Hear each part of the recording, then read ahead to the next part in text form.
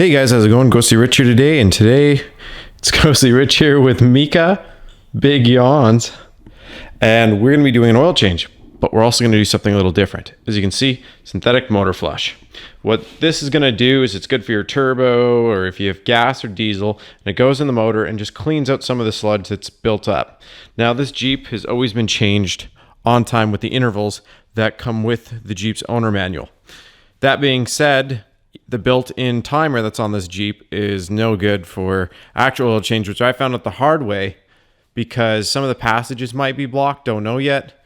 That's why I'm going to use this, but I had to replace a rocker on the Jeep because the 3.6 is notorious for eating rockers in the Pentastar. Some have seen their rocker go at 70,000. I lucked out, I guess, and it died at 129. So what I'm going to be doing is, I know that this is currently topped up where it should be on the dipstick. I'm going to add this.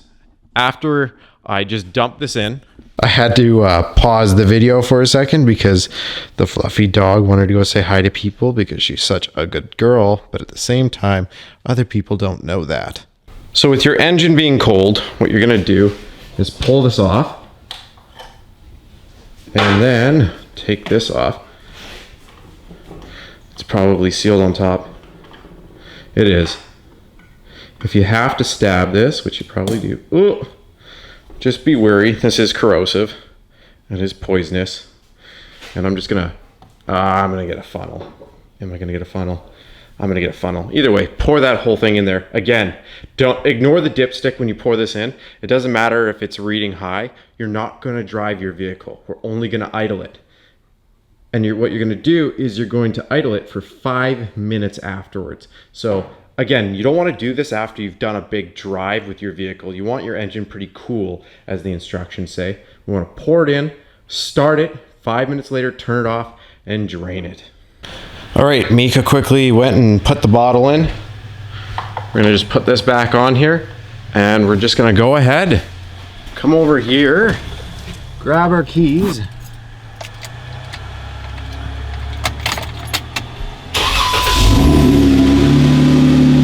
and let it run. Get a big bucket, put it underneath. Remember, if you've never done this before, do something like this. See how far ahead I am from that screw? And the reason why is otherwise there's gonna be a big, almost half rainbow that comes out of here. And if you center this under that plug, it won't be enough. So next thing you're gonna do is just loosen this off. And then after you loosen that bolt, make sure it doesn't fall in the bucket. Just loosen it. If you have a magnetic socket, perfect, because then you can just take the bolt out and let it pour into here. So if you take a look, that's gonna pour in there for a little while. Literally do not rush this process. Let it drain as much out as it can. So I'm gonna literally leave this here for probably 20 minutes to a half an hour, just so it can drain. For right now though, I'm gonna go pull out my oil filter as well. For most vehicles, it might be off to the side of the engine. If it is not in this case, for me, I have a Jeep with the filter that is up top. And again, this is a JK, not a TJ. A TJ would have it off to the side as well. While that's draining down there, as you can see, this one has the filter up here in this Jeep. You just loosen this, and you'll notice you don't really have to usually use a lot of pressure to loosen this. Now see how that's draining right now? You can hear it? That's why whenever I do these, I loosen it, and then what I do is I leave it here for a couple minutes. And what's gonna happen is all the pressure that's built up right here, it's gonna drain. You don't even have to, I'm just gonna do that. You see I'm moving it by hand, that's because it's past the O-ring. So after you give that a couple minutes, just pull it up and out. I would have a rag at the ready or a clean flow cloth with a garbage bag. That way you can just throw it right in there. So if you take a thing like this plastic bag and you grab it as if you're picking up dog poop, and you can just pull it right into the center of the bag like that. And then as you can see, that's just like that. you don't have any mess inside there, and if there is, you can wipe it up a little bit and just wrap this up nice and tight so that way no oil spills out. Next thing to do is see this. You can either use a hook pick tool that you can hook around the O-ring to pull it off, which will look like, let's put this right here for a sec. Even this. And all you do is you work it around that and pull it off. You will notice that your new one comes with a filter and it comes with an O-ring. So the first thing you gotta do is take this, put it in, and just press it in there. Just like that, see? Nice and in. Next, open this up and slide it down to the very bottom of the threads. Very important, if you've got one like this, it goes right here, not in the bottom one. So this big open gap right here. Literally just grab a sandwich and wait for that oil to finish draining. Go to put your oil filter back on. See how I'm tightening it like this?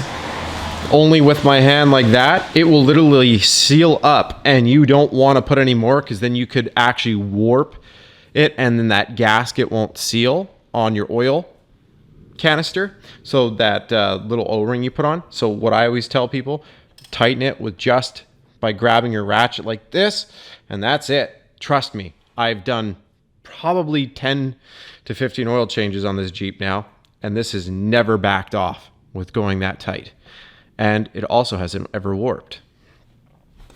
Now let's go down and tighten that drain plug. With that drain plug, give it a little bit more, probably right here. But again, once it seals up, don't go hammering it, otherwise you're gonna strip out your drain pan and you'll have to take all those bolts off and replace your drain pan. If you have the hand filter, which is the metal canisters, make sure you only hand tighten it. Grab it and just monkey grip it with your hand, and just, even if you use both, and squeeze it on. But whatever you do, do not use a filter wrench to tighten it. You want to do it by hand. Once it tightens up, snug it up really tight with that monkey grip of yours. Because if you go and use a filter wrench, from it heating up, expanding, contracting, good luck getting it off for your next oil change. Next thing to do, put oil in.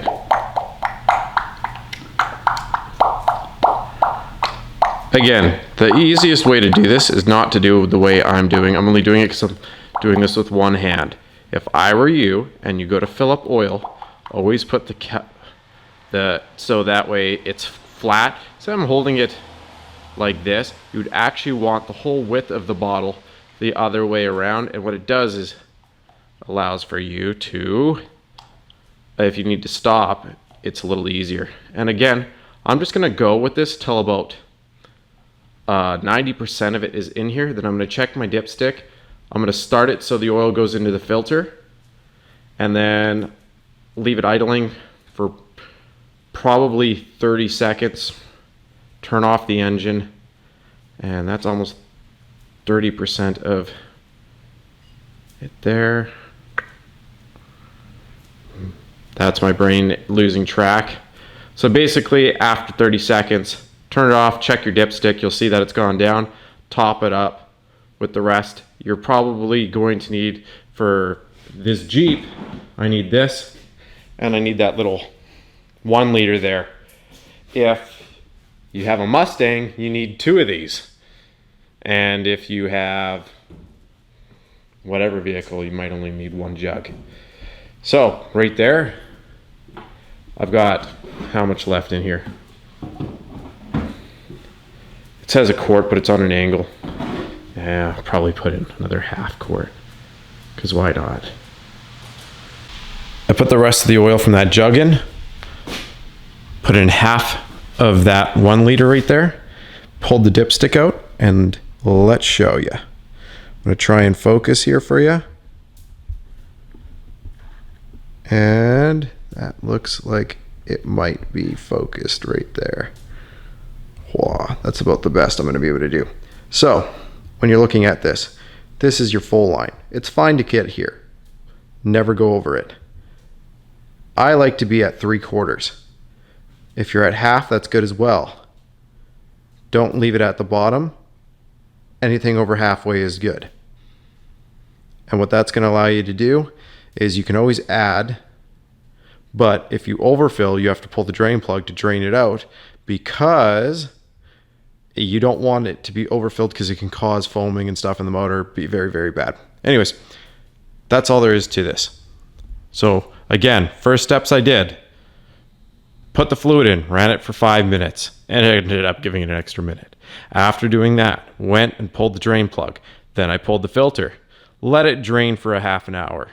Then I put the cap back on, again, hand tight. If you have a filter, screw it on only with your hand. After you've done that, go ahead, put in the oil. After you put that, make sure you put that screw back in after a half an hour. After you put that screw back in after a half an hour, then go up here again, put in the about 3/4 of what it recommends off of Google if you type in your vehicle. And then after you do that, you can go ahead and start your vehicle, let it pre-put that oil into your filter that is right there, or the canister. And then after you do that, you put some more oil in there, fill it to where it should be on the dipstick, start it, and you're good. I hope that helped you out. Thanks again for watching. Press a little like if you did, and subscribe for more. And if you have all that extra oil, make sure you dispose of it properly at your local recycling places, so that way it doesn't end up affecting the environment. All right, thanks again for watching. Take your key, see how it says oil life 42%, put the key to on, press the gas pedal 3 times. Look at that, 100% oil life. Changes per vehicle. You can always look up on Google and it'll tell you how to do it, or even YouTube.